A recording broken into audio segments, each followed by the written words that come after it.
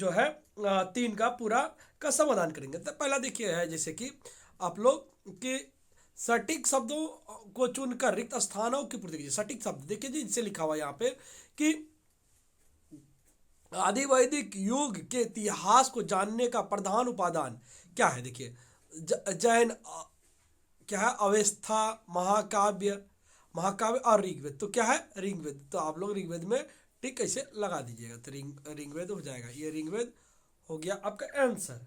उसके बाद देखिए जो है मेगालिथ को कहा जाता है। मेगालिथ किसको कहा जाता है? पत्थर की पत्थर की गाड़ी, पत्थर की समाधि को। ये तो पत्थर की समाधि को लिख दीजिएगा, ये पत्थर की समाधि हो गया। ऋग्वेद में राजा थे तो किसके थे? समूह के प्रधान, राज्य का प्रधान, समाज का प्रधान। तो क्या थे? समूह के प्रधान थे। समूह का प्रधान में, तो समूह का प्रधान में आप लोग टिक लगा दीजिएगा। उसके बाद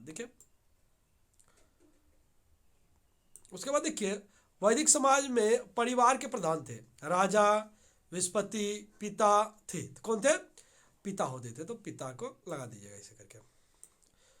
बेमेल शब्द को ढूंढिए। देखिए इसमें बेमेल शब्द मतलब क्या होता है कि कौन सा इसमें से अलग है, उस शब्द को ढूंढना है। तो बेमेल शब्द उसी को बोलते हैं।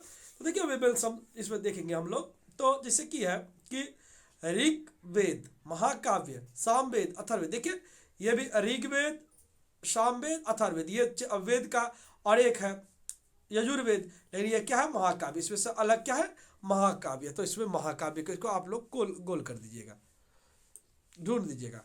ब्राह्मण, क्षत्रिय, शूद्र, ये देखिए वो जाति थे। और क्या थे? वैश्य।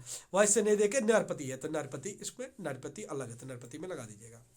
तो देखिए इनाम गांव, हस्तिनापुर, कौशाम्बी, श्रावस्ती। तो क्या होगा? इनाम गांव।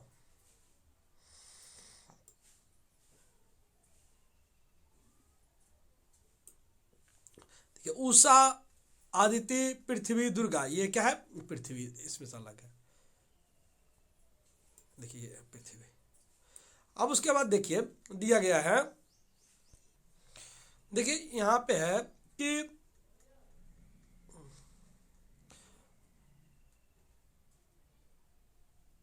वेदों क्या है? निम्नलिखित प्रश्न का उत्तर दीजिए। वेदों को सुन सुन कर ये वेदों को सुन, ये देख प्रश्न हो गया, ये नहीं होगा, यहाँ पे सुन सुन कर होगा। ये सुन सुन कर, वेदों को सुन सुन कर याद रखना पड़ता था। इसके क्या कारण थे? उसमें देखिए वेदों को सुन सुन कर याद रखना पड़ता था। इसका मुख्य कारण था कि उस समय पुस्तक की संख्या अधिक नहीं थी। मतलब पुस्तक ज़्यादा होता नहीं था, खाली गुरु के पास होता था। केवल गुरु के पास पुस्तक होते थे। क्या देखिए यहाँ पे ये लिखना जरूरी है कि केवल क्या होते थे? गुरु के पास ही पुस्तक होते थे। तो उसी से सभी छात्रों को गुरु पढ़ाते थे। उसी पुस्तक से सभी छात्रों को क्या करते थे? गुरु पढ़ाते थे। इसलिए सभी छात्रों को सुन सुनकर याद रखना पड़ता था। इतना लिख दीजिएगा तो हो जाएगा। उसके बाद देखिए जैसे कि दिया हुआ है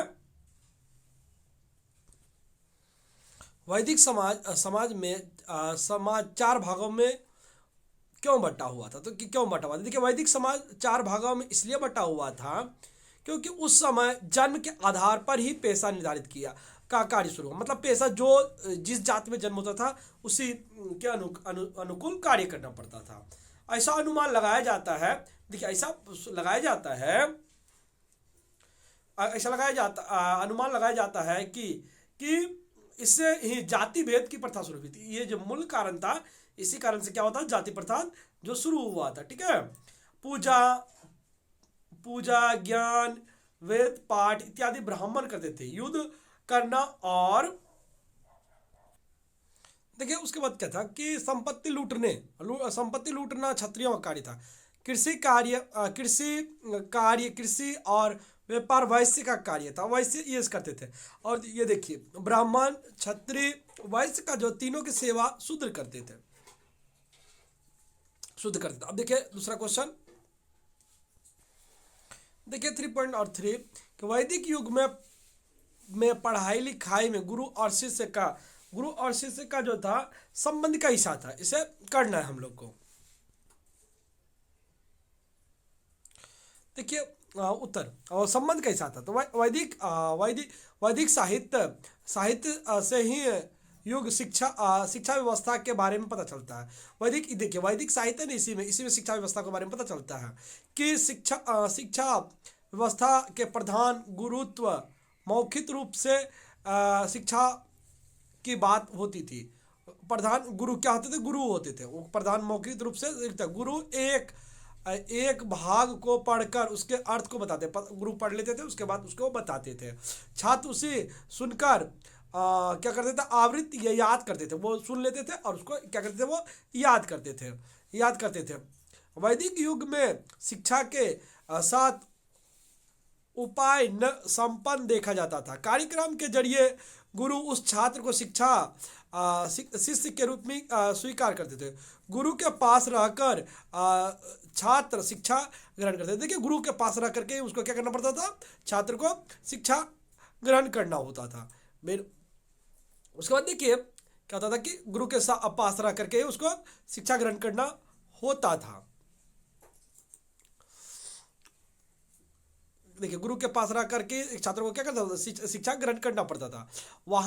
वहाँ पर पढ़ाई के साथ साथ दूसरे प्रकार के कार्य भी छात्र से करवाया जाता था। मतलब खाली पढ़ाई नहीं बाकी दूसरा कार्य भी उसको क्या करना पड़ता था, वहीं पे करना पड़ता था। देखिए छात्रों को रखने और खिलाने का दायित्व गुरु के पास होता था। जो खिलाएगा और रखने का दायित्व गुरु के पास होता था। उसके बाद देखिए है कि देखिए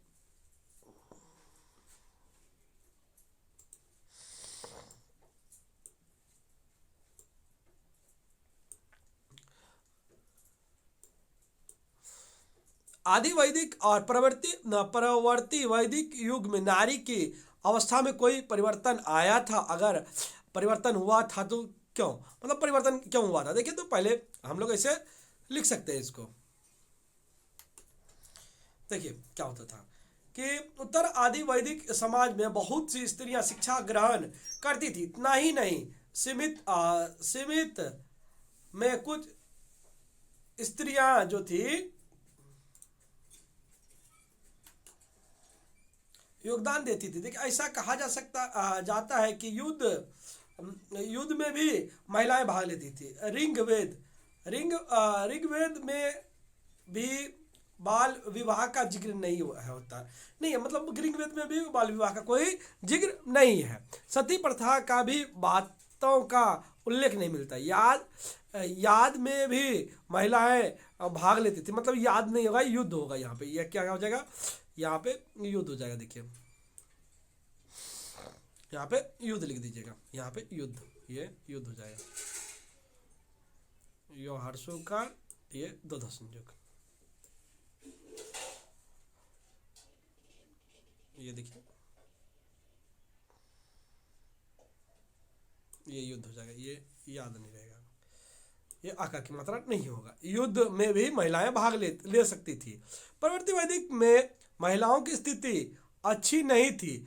पुत्र के अब देखिए अब परवर्ती युग जब आया तो पुत्र के जन्म पर परिवार सभी, मतलब पुत्री अगर जन्म लेता था सभी सदस्य क्या करते थे, दुखी होते थे, दुखित हो जाते थे, मतलब कि दुख जाते। कम उम्र में लड़कियों की शादी करने की प्रथा शुरू हुई। युद्ध और समितियों के कार्य में महिलाओं को भाग लेते हुए नहीं देखा गया। मतलब इतना ही लिखेगा तो आप लोग का हो जाएगा।